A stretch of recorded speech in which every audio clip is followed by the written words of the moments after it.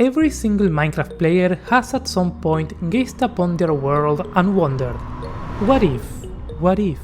What if? Well, what if I tell you that now, thanks to Axiom and its power, you can create and terraform any world to fit your own epic imagination? So stick with me, because today I'm gonna teach you how.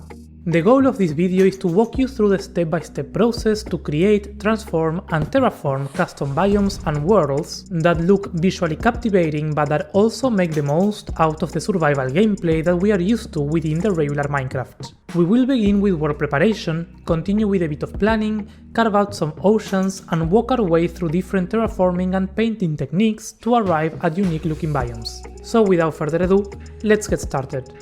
Let's begin with the basic preparations. To begin with this, we are going to create a new world. Here what I like to do is to set the world type to single biome, and from the list we are going to choose plains. And you will see why we choose this biome in a bit. Also, make sure to leave generate structures on unless you don't want them for any particular reason. Now that we have the world, we can explore it for a bit, see if there's any special place that we like. Here we could have done a super flat world or a custom map using World Painter for this part, but I prefer single biome because it generates with a default vanilla underground, already with structures like mine shafts and trial chambers. In this transformation we will just transform the surface. I like the way the underground feels when playing Minecraft, so I don't want to change that. Here I will choose this spot since we have a trial chamber and a mineshaft nearby, so here we are going to use a command to set the world border center. And then we can set the world border distance, which is going to determine the size of the map. This part is not necessary, but it will help us have a smaller area to work with. So let's say we set a world border of 1000, that should go 500 blocks in each direction. We can double check that using the ruler tool from Axiom, so we can see it's exactly 500 blocks from the center to the world border. In this case, I will make it a bit larger, 1500 blocks should do. And now we are going to fly around generating the chunks, of course. So this is the world we are going to be transforming. Now we are going to begin with the cleaning up. We need to prepare this terrain before we can actually create some biomes. The first thing is to clear all the foliage. We don't want any trees or any grass laying around, so for this we are going to open the big menu of Axiom, and on the script brush we are going to select the option clear foliage. With this we can make the brush as large as we want and begin cleaning everything up. It's okay if we miss some spots, we can correct those later on. A few more things that I recommend cleaning up before we start are the villages, for which we can use the box selection and go around removing them. With the box selection we just select them and press delete on the keyboard to get rid of them. And the same we can do for all the surface structures that we may find, like pillager outposts, broken portals, mansions or anything that you find in your biome. Don't worry though, once we are done with the terrain I will show you a quick way of adding them back. The next step is to flatten this whole area. For that we can use the elevation tool in flatten mode. So we are going to click right here, and where it says mode we are going to choose flatten. Here we are going to increase the rate to 32, which is the max, and for the fall off I will choose the first one. Now we must click on a certain height that we like. I'd say somewhere around here is fine, and then we hold right click to flatten all the terrain. This might take a bit of time and patience, but it's very satisfying to do. If there are some caves that we don't want to get filled in, we can just use some other tools like the rock tool for instance to cover them up, and then yes, we can use the flatten again. This whole process of cleaning up the villages, the foliage and flattening up, it's a process that you can skip if you start with a super flat world from the beginning. So what I would say is that if you don't care about having an underground, then maybe just start with a super flat world and skip this part. Once all the terrain is flattened, we can go around and paint with grass so that it all looks as clean as possible. This is very optional, but I like to see the flat, clean world. And that is all the preparation that we need to do to end up with a flat world that has the vanilla underground with caves, mine shafts and all the natural ore generation that we have on a regular world. So now comes the fun part, which is the actual terraforming of the surface. I lied. We need to do some planning first. With such a large project like this, it's a good idea to ground ourselves somewhere else that is not Minecraft. And this can be anything, a reference picture, a map from perhaps another game, a movie or a book that you liked. Or in this case, I will keep it simple and a bit vague to have a bit more freedom. I will start by writing down a list of biomes that I want in this world. The key element of my planning is that I want this map to be playable in survival, and for that I need to give access to all the different wood types within the reduced area that we set for ourselves. We are going to separate this list of biomes in simple biomes and special biomes. The simple biomes are going to be the classic ones that we can find in any regular vanilla world. For example, plains, forests separated between birch forests and oak forests, meadows, flower forests, taigas, snowy plains, desert, dark forest. And in the special biomes list, we can add some biomes that are a bit more crazy. Here we will have fun with the terrain in a way that makes sense for that particular biome. For example, jungle cliffs, savanna plateau, eroded badlands, pale garden, cherry grove, mega taiga, snowy peaks, mangrove swamp, and so on. These are mostly still vanilla biomes, but we will keep them special during the terraforming. And of course we can create some even more special biomes that don't exist in the regular Minecraft world, like an amethyst canyon for instance. This list will be our solid floor. If we don't know what to do next, we can always come back here and see which biome to build. So now back to the map, we need to begin with the oceans. I'd recommend starting here because the oceans are going to determine exactly how much land we actually have to build our biomes. The way we are going to do this is to come to one of the oceans of the world and use the elevation tool again, but this time in flatten down mode. So we click on the bottom of the ocean and drag it into our terrain. You can do this at different levels, it doesn't really matter. We can even use the lower mode to bring it further down. And honestly, don't bother too much with the shape of the ocean floor. The focus here is how much of the terrain you want to have water. Remember that in the oceans is where we can add the ocean monuments, the shipwrecks and coral reefs. So I'd recommend having at least one large water mass in your map. What I find important once we have the ocean area decided is on the edges to go with a smaller radius and make the transition a bit more rough, to give it a more realistic touch. We don't want all big circles or straight lines throughout the entire shore. Once that's done, I'm going to go around and delete all the floating lava pools. And now to fill this in with water, we are going to use the flood fill tool over here. On the active block, we choose water. We will keep the default parameters down and horizontal, and now we are going to go to an edge where the water is touching our terrain, and we will carefully click only once right there at the same level. This can take a bit of time, but you can see that it fills it in with water very quickly. However, it doesn't fill up everything. For that, we need to increase the limit here to the maximum. It will get a bit laggier, but we will need to do less clicks. And that way, repeating a couple more times, we can get all our ocean filled in with water. Here I am using a map mod called Saeros World Map to assist myself and be able to take a quick look from above and see how much we are covering with water. I will add another smaller ocean on this other side as well using the exact same process. And that's it for the ocean. Now that we have a couple oceans, we can begin subdividing the area to place all of our biomes. I would say there are maybe a couple different ways to do this division, but the easiest to start with is done by painting rivers. The way we are going to do this is by using the path tool, with an active block of blue wool. On the type of curve we will use Cadmul Rom Spline, on shape we will select flat, and for the radius let's do something around 5 and let's place a couple points. Maybe for this map a radius of 9 is better. With this we are going to begin adding points and laying out where we want the rivers to go.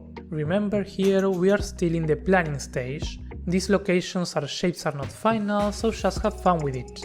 A good starting point is taking inspiration from real life rivers and how they curve as they progress, or how they branch out and recombine, or how they open up when they meet the oceans. Keep in mind that we are going to be using these rivers to separate most of the biomes, and at the same time, from a gameplay point of view, it's going to be a great way to explore the map by boat. Use some smaller paths in certain areas to add smaller canals, and if you can, connect some of the rivers to the pre-existing ones from the default generated world. Something else that we're going to do over here is with the paint tool we will create a large area where I would like to have a big lake, perhaps with a small island in between, so we can see now on the map how it looks with all the rivers. Once we are happy with it, we will be taking a screenshot of the map to do the final bit of planning. What we are going to do next is to open the image of the map on any picture editor. In my case, I will use Microsoft Paint just to show you how simple and basic this can be. Let's begin with the Snowy Peaks biomes here on this corner of the map. I will just choose a color and paint over there, and then with the text tool I will add the name of the biomes. Next, let's do the cherry grove over here, the eroded badlands, the savanna plateau, and so on. We can even zoom in to add more details for smaller biomes like the Pale Garden or the cliffside beach next to the jungle cliffs. As you probably noticed, I'm starting with the special biomes, and the reason for that is that these are going to be the most crazy looking ones, so I wanna make sure that they are spread out around the map and not one right next to each other. Then we will fill in between using the simple biomes from the list, and for now that is enough planning for this. The plains and the different forests are going to go in all the empty spaces that we see around the map. Using the map we made as a guide, we will begin with the first bit of terraforming for the cherry cliffs. For the shaping of it, we will use a very powerful tool, which is the modeling tool. We will select the placeholder block, and in the modeling tool we will select these parameters. At the top on shape we will choose flat surface, and at the bottom we will turn on both options, keep existing and extend to ground. You will see what they do in a second. So now we can start adding points to our surface by simply right-clicking on the ground where we want our cherry cliffs to be. An important tip here is if we want to place points floating in the air, we must press E on the keyboard each time, and that will allow us to model the edge of our cliff. We will start low at ground level and slowly going up with a soft slope and then turning back around, going down again on the other side. With this, you can really do any shape that you like and spend a lot of time fixing and readapting the position of each point, by first clicking on them and then moving them around, to get the exact shape and slope that you want. This is going to be the edge of the cliff. Once we are somewhat happy with it, we will click over here on Add Row and add a couple points right here at the base of the cliff. As you can see, a surface will be created connecting all the points. So finally we press enter, and if the extend to ground option is on, we will end up with a solid base for our cliff. Now we will repeat the same process and add a couple more around with different wool colors. Some of these cliffs will be overlapping with each other, some of them are going to go taller or extending further apart. Just take your time and have fun creating the cliffs. The idea is to create a terrain piece that is both visually unique and easy for players to settle in. Basically, we don't want to create gigantic spiky mountains all around. Here the different wool colors are completely optional. I like to keep the separation just in case, but at the end it will all be the same. Once we have some terrain pieces, we can select it all, cut it with Ctrl X and bring it up a bit. While they are in the holographic form, we can use the elevation tool to raise the terrain underneath without modifying the cliffs that we just made. That way we add a bit of variation to the flat land that we had. To go back to the cliffs, we can press here on the top right corner where it says paste and select, then we cut it again with Ctrl X and move it down so that it fits well in our new terrain. Also, we could turn on the box of unlock rotation and slightly rotate the cliffs to give them a more interesting orientation if needed. And once we are done, we press enter. Now we are going to set a tool mask to the wool type that we want to modify. And with the melt tool, we are going to reduce the strength to 1 and choose the cone shape. Holding Ctrl and clicking and dragging with the mouse wheel, we can adjust the size of the brush. We will make it tall and thin, and with that we will slowly carve out indentations on the walls of the cliff. This is a very simple way to stylize the cliffs. Depending on the scale, it might be a bit more or a bit less noisy. In my particular case, I like the terrain to be a bit noisy because I think it makes it look more realistic. But it's simply a style choice. You can smooth it out later on if you want. Also at the top of the cliff, it's nice to add a bit of roughness. For that we can use the roughness tool, set the minimum faces to 3, and that's gonna give a really nice result. The World tool is also a cool one to use to perhaps add a bit of more pronounced ledge here at the tip of the cliff. Something simple like that can work. And that's it for the blue one. Now we can repeat for the others, changing the tool mask first and repeating with the same set of tools to end with similar styles. The process may take a bit of time, but it's satisfying to do, and the result is worth it. I even added one more over here, and once we are done we can change all of them to the same color simply by painting with cyan wool. For the painting of the terrain I have a method that I like to use. It's very versatile and it's the method that we will be using for most of the different biomes that you will see in this video. So I will take the time to explain it now, and I will be more vague when we use it in the next ones. The first thing is to separate the rock formations from the lush areas. The tool mask that we need to set is this one, where the block needs to be whatever block you chose to build the terrain, and on the angle parameter we must put either 90 or 0. When the angle is 90, we will be painting the flat surfaces, so we will do that with lime wool, as that is where the grass is going to go. If we increase the range, for instance to 45, we will be painting a bit more. And in this case, that is what we want. So just like that, we have the separation between grass and rocks. Now we got to bring in the actual blocks into the rocks.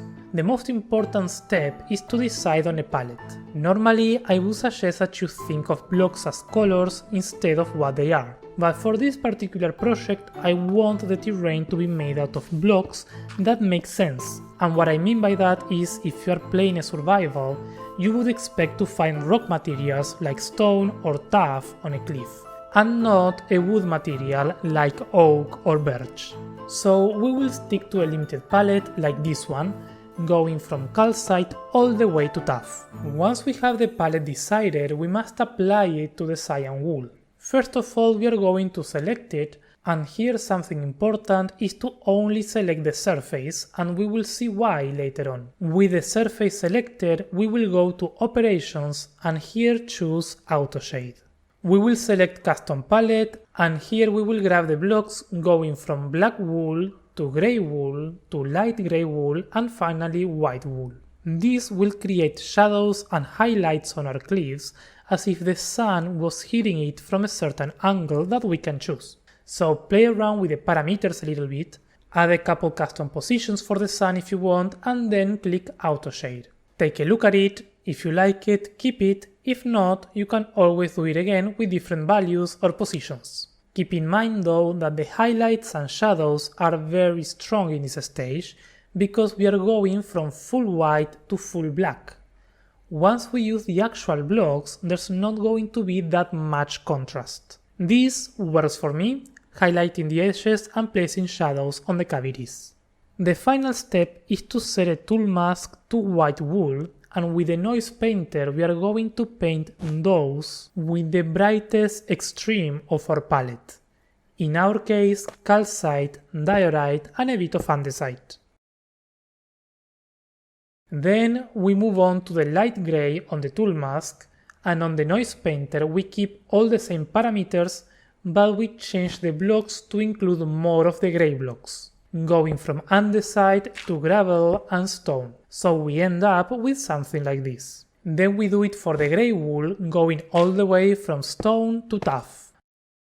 And finally for the black wool. Here I changed my mind, so I will add a bit of deep slate and smooth basalt to the palette as well, so we can keep some of those dark shadows at the end. So that's the process that we will be using to paint most of the terrains that you will see here, and I insist, make sure to only paint the surface so the inside is still cyan wool. This is so that we can add some caves later on. The next step is to paint the lime wool with grass. Here I will mix a bit of moss and rooted dirt, which I think fits really nicely for a cherry grove biome, And I will also add some patches of cherry leaves on the ground. And finally, we must change the biome to cherry. So here, over the Biome Painter tool, we will simply choose Cherry Grove, disable Fill Vertically, and we will paint with a tall cylinder shape all around the area where we want the cherry biome to be. The cool thing about this terrain layout is that it looks epic, but it's also very survival friendly, allowing players to easily climb to the top and providing relatively flat areas to invite people to build their bases there if they want to.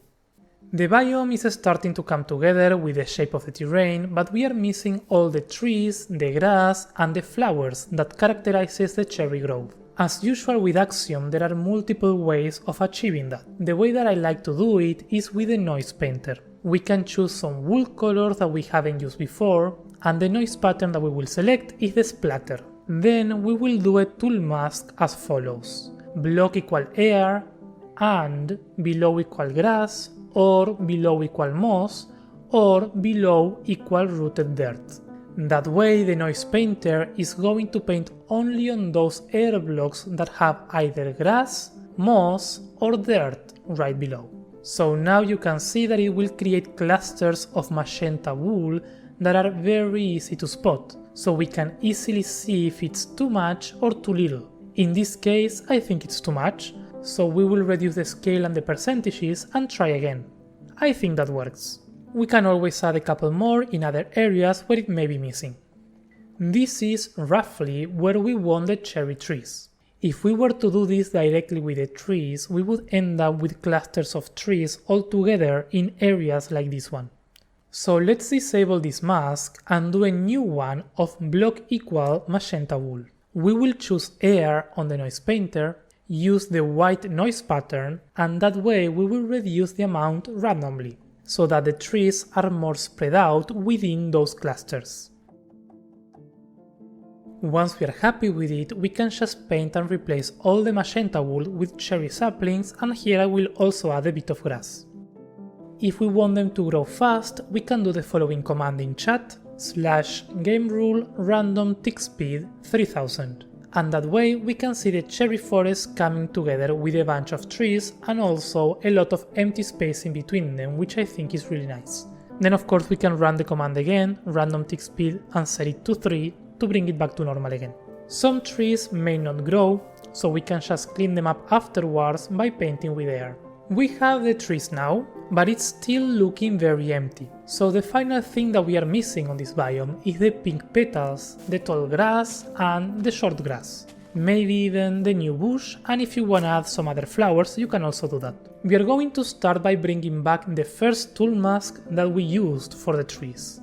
Then over on the script brush, we can go to grass and just click around to add grass and tall grass. This is the easiest way to do that, and it's very handy when that's the only thing that we want. However, in this case we need some more stuff, so we will use the noise painter instead.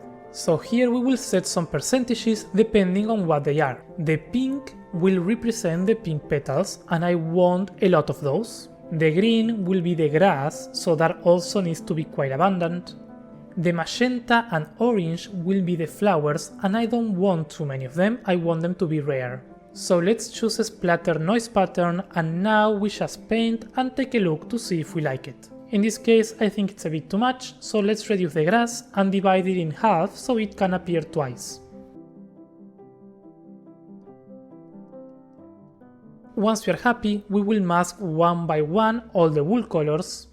The pink wool, for instance, we will noise paint that with pink petals. Here we can right click and we can change the facing to random, and the flower amount, if we scroll all the way to the end, it will also be set to random. So let's do 70% of petals, 5% of grass, and the rest of air. So you can see we get all the pink petals covering the ground in randomized amounts and directions, which is really nice. Now the green wool, in a similar way, we will replace it with short grass and tall grass, and then we will also add the bush, and of course we will mix it in with a bit of air. We now take a look. I think it's a bit too busy, so we will reduce the amounts and add more air in between. And yes, that's much better. You can probably notice that we just have half of the tall grass. So to fix that, we will set the following tool mask of block equal air and below equal tall grass. And we will click here on the small star and choose lower. That way we can target the blocks of air that have the bottom half of the tall grass underneath. So now with the painter tool we can paint with tall grass. But here choose the upper part of it, and we paint everything to complete all those broken tall grass. This is the same process that you need to use if you want to paint with tall flowers. And finally we will target the magenta and paint with a bit of cactus flowers, and also I will mix in some cherry leaves and maybe a couple more saplings. Very sparse with a bunch of air in between. And for the orange we will do the same, but I'll just add the pink tulip and reduce the others. So this way we get the occasional rare tulip or cactus flower across the biome. And that's it for this first cherry grow. You can see how it came alive with all the trees and the foliage, creating these really cool areas to explore, some amazing views from the top of the cliffs and some nice spots to settle down. And from far away it also looks pretty unique. The next special biome and terrain that we will work on are the snowy peaks, which, guiding us with the map, it's located all the way over to this corner. The terraforming technique we will use here is completely different from the one we use for the cherry cliffs, because here we need tall and spiky mountains. We will begin by placing down a bunch of square platforms with red wool, to mark over all the areas where we want the snowy peaks to be. We can do this very easily using the shape tool with a cuboid shape. We can control click on the sliders to input any number and make these squares larger or smaller to fit in every area. Doing this with the red squares is optional, but I recommend doing it for a couple reasons. One, because it helps us to have a preview of how much area we are going to be covering with this biome, and two, because it will help us create the caves inside the mountains later on. Once we have the area with red wool, we will use the elevation tool. This one is probably the most powerful terraforming tool and technique within Axiom. On the elevation tool we will select the raise mode. We will reduce the smoothing by half and increase the rate to make it go faster. A reduced smoothing will make our mountains have a bit more of noise and therefore end up looking more realistic, which is something that I like for a snowy peaks biome. For the fall-offs, the default works very well, but here we can choose the one underneath to make it a bit more spiky. And finally, we can click on this button that says Load Heightmap. This will allow us to load an image and use that as our brush. The image can be anything, but of course, since we want realistic mountains, we will use Heightmaps that represent actual elevation maps from real-life mountains. I will leave a link to the ones that I use in the description below. Shout out to Willatronics for making the ones that I will use, which are really good. With the Heightmap loaded, we can increase the size of our brush to the maximum, which is 32, and then right click and hold to begin raising the terrain over the red wool. Here we will initially mark where we want the tall peaks to be, which should be mostly on the back, some of them even going behind the world border. Just play around.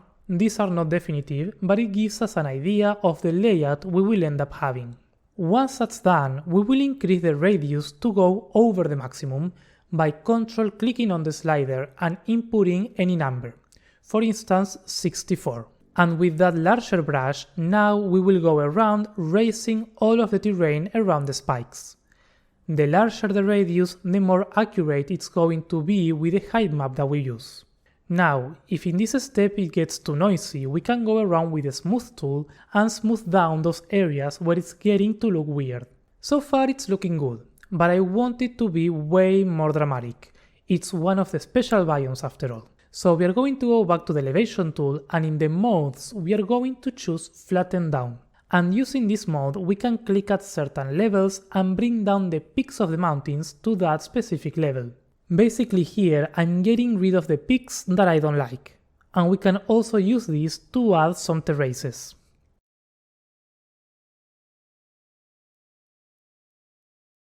Once that's done, we are going to go back to the raise mode and we will increase the radius this time to 100. Be careful here because it can get very laggy. With this large brush we will click only on the peaks that we want to be the tallest ones of our landscapes. you can see how that very quickly changed the whole look and dimension of the biome. Here on the back I will expand and add a couple more red squares and then do the same with elevation to also make this peak very tall and epic. We could even choose the height map, select a different one and do a couple clicks on the other areas as well, making sure that these don't go that high up. Then at the base we will use Flatten Up to add some terraces. That then we can also smooth down, and this way it will help to make the area a bit easier to traverse for the players. If not, nobody will want to come here and explore this biome. Something else that we can do to give it a realistic feel is use the melt tool with a small size and simulate some water erosion. Basically imagine areas where the ice would melt and the water would flow down, creating some sort of path within the rocks of the mountain. Then the slope tool is also another useful tool that we can use to create some paths going up to the mountain to favor the explorability. To use this tool we basically right click on the first point, then we right click on the second point and we hold and drag to rise the terrain and create that slope alongside the plane between the 2 points. It's really fun to use. We can finish this up by using again the elevation tool with a small radius this time and adding some extra spikiness to some of the peaks. And also we can use this to create mountain ridges extending down to the flat areas, which is going to create a really nice transition in between the two areas, and it helps to add a touch of realism to the landscape. And that's the whole process that I use for the shaping of mountains like this one. Just iterate, coming back and forth between all these tools and their parameters until you end up with something that you like. And remember that it doesn't need to be perfect. That's the beauty of terraforming. To cite Bob Ross, there are no mistakes, only happy accidents. And that's the final shape for our snowy peaks. Very epic, even without the colors.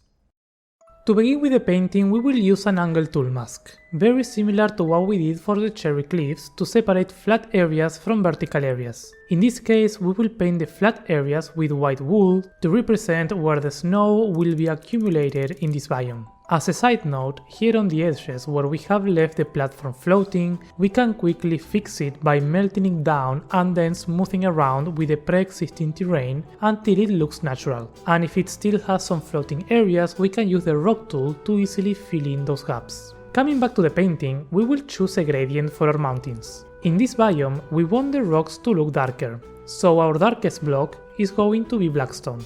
Then we can use mud, which is not a rock block, but it looks very well in this scenario. The two variants of basalt, then we go to deep slate, and the brightest end of the gradient will be tuff, dead coral blocks, stone and andesite. We will paint using auto shade in a similar way as before. First we are going to select the entire thing. For that we are going to quickly set a tool mask of block equal red wool and then use the box selection to grab the entire thing. So when we press enter we will only be selecting the red wool. So now yes, we will auto shade with a custom palette. Here we could repeat the same process that we did for the cherry cliffs and go for white wool to black wool and then replace each segment with our gradient, but just to switch it up a bit, we can directly use the palette we chose into our auto shade gradient. So we will load in every single block in order, select their percentages, mostly reducing the highlights and increasing the shadows. This is because the highlights tend to be stronger than the shadows when using the auto shade function. And now we will set a couple light sources coming from this side, then another one closer down here. So we hit auto shade and see what it does. Honestly, I kinda really like this first result. The separation between the erosion paths and the peaks is really nice and strong. What I don't like though is that the back is so dark, so I will add a light source there and try again.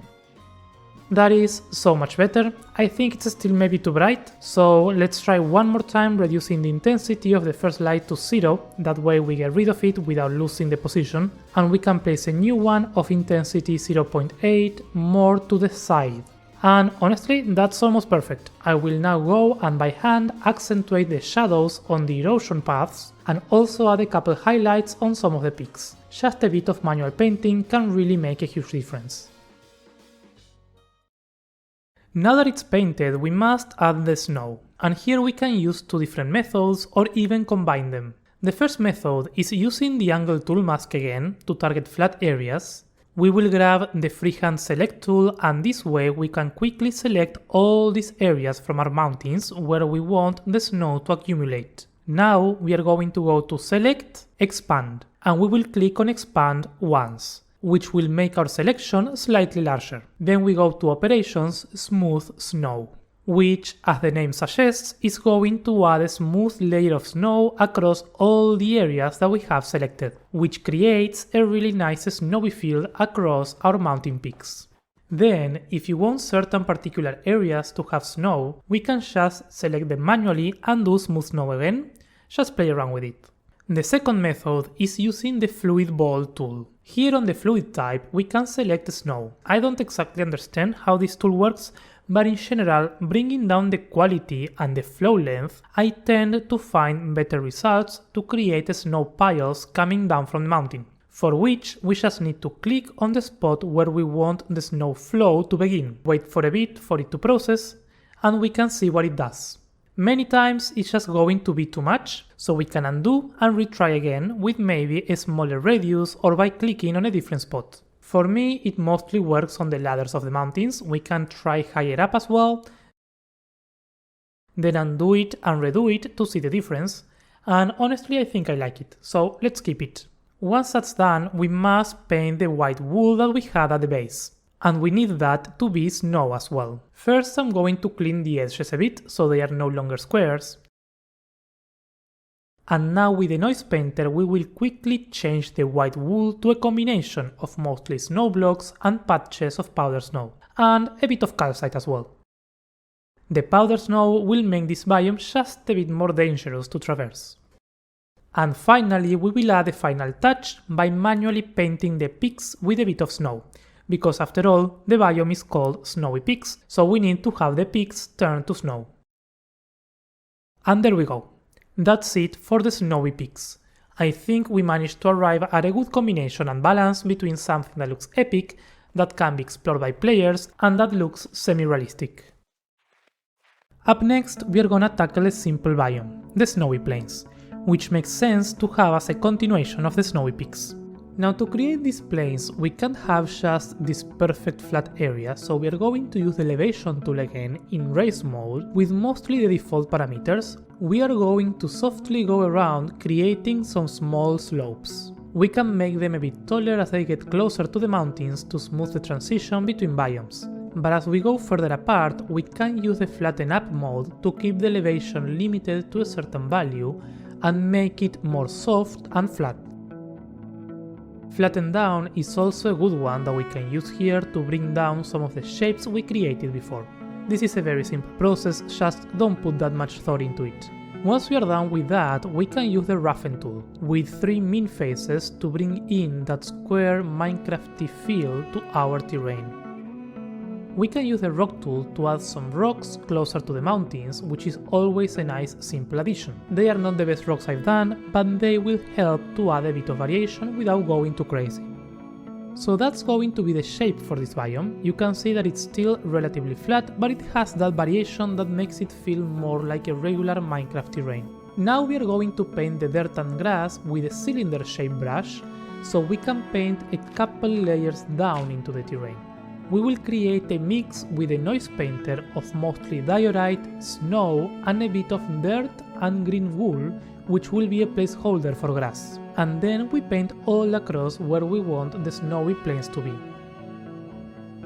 Then we can replace the green wool with mostly grass and a bit of snow as well to break those large patches of green. Especially towards the mountains, we want more snow as we get closer to them. Now we are going to biome paint. Don't forget this part, the snowy peaks needs to be snowy peaks and the snowy plains with snowy plains. Then for the transition here between biomes, we can paint with a splatter noise pattern and a small scale and add these noisy patches between grass and snow at the edges. This is super easy and super effective, and we can also refine it a bit more with different scales and percentages if we need to.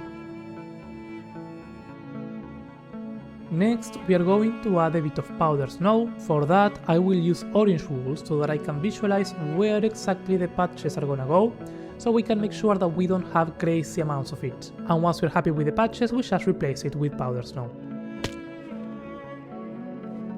We will paint the red rocks with a mix of stones very similar to the ones from the mountains. Then with the angle mask again, we will select the areas that have snow and that are flat using the freehand select, and then we do operations smooth snow just like we did for the mountains.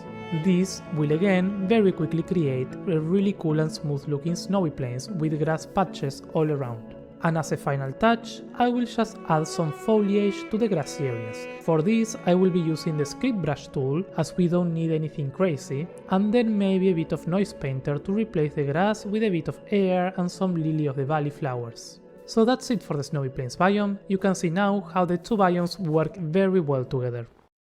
At the beginning of this project, we removed the structures and I promised to show you a way to bring them back. So let's do that. To bring any vanilla structure back into the game, we can use the following command, /place structure. For example, let's place an igloo in the snowy plains simply by running the command directly in a location nearby to where we want it. Another example, we can try to place a pillager outpost over here in one of the mountains, and as you can see, it may fail. If this happens to you, we can quickly fix it by melting the whole structure and filling it back in with the rock tool. So let's place a big rock on top and no one will know. Let's try again over here where it's more flat, and well, this time it placed it floating in the air. That's fine, let's use Axiom to move it back down. The command works a bit weird with some structures. If you know why, please let me know in the comments, but for the moment this will do a decent job. Both for the snowy peaks and cherry cliffs, we left the interior made out of wool, and that was to create caves more easily. To do these caves, we will set a tool mask of the specific wool type that we used, and then we will grab the noise painter with AR to create our caves. Now, the key parameters here are the different noise pattern types, the scale, the anisotropy, and the amount of AR that we want. You gotta play around to see what you can get. For example, here on the cherry cliffs, we can get some small flat caves using the following parameters. We won't see much when we paint, but we can then take a look inside to see the result and how it feels. Something that I like adding to my tool mask is not near air and set a radius of 4, for instance. What this does is it stops creating the caves right next to the surface, leaving at least 4 blocks in between. This will allow for more hidden caves that also don't necessarily connect with each other. So once we are happy with the parameters, we can add the caves all around. A different example, for the snowy peaks, we could create taller and wider caves that will probably be more dangerous to explore. Here I like the result right away, so let's keep clicking to add more.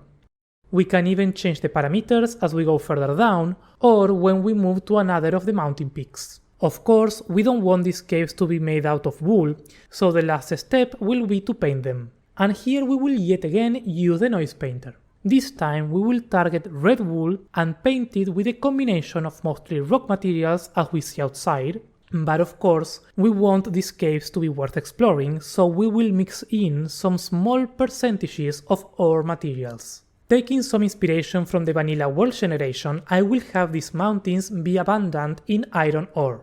So now with this, we need to make sure to paint everything. We don't want to leave any red wool laying around. Also, if the first noise pattern adds too many ores, we can do a second pass with a white noise pattern to reduce it in half.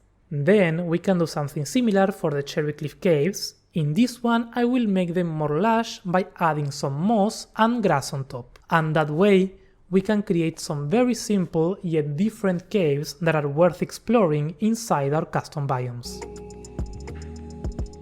With all these techniques, I created a couple more biomes like a savanna, some badlands, and a pale garden.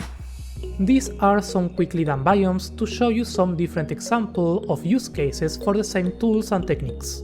I will probably get rid of these biomes and do them again in the future, because with this we will wrap up part 1 of this video. In the second part we will explore more terraforming techniques and styles, we will see how to turn the blue wool rivers into actual rivers, we will work on ocean biomes and more.